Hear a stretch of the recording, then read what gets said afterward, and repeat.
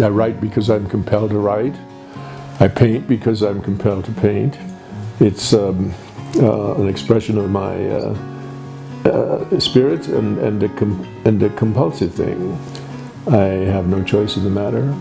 It's hard when you grow up with somebody like my dad, who's a great figure, a great literary figure, because you take so many things for granted. But as I get older and as I've watched my dad sort of navigate through his life, his career, I have a better understanding of how incredibly unique he is. I'm inspired to write poetry by reading poetry.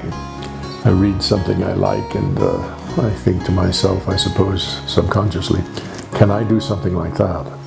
And so I try, and that's a good start. It gives me a good start, and I carry on with it. What he tries to do in his art and in his writing is trying to rekindle an interest in the sacred world and a sense of the connection.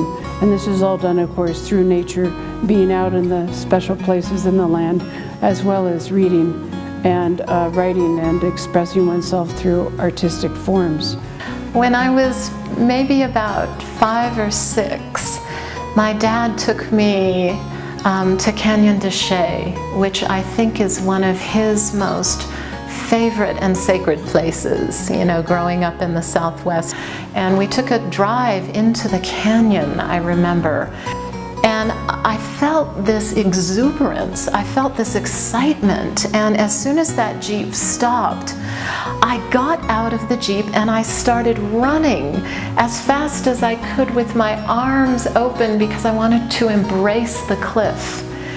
And my dad, you know, has told me this story so many times, and he ended up writing a beautiful poem about a child running with outstretched arms in Canyon de Chelly. Poetry I consider the highest verbal art. I write other things. I've written a number of in other forms. I've written plays and novels and travel literature, essays, and I continue to do that because I like trying new things. But poetry is my standby. I consider myself a poet, and I'm at my best when writing poetry.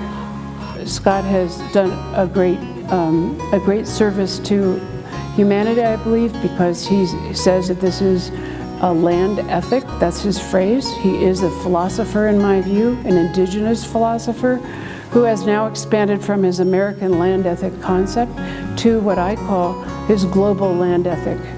And as a UNESCO Artist for Peace in 2004, and still continuing today, he has certainly helped to bring peace to the world.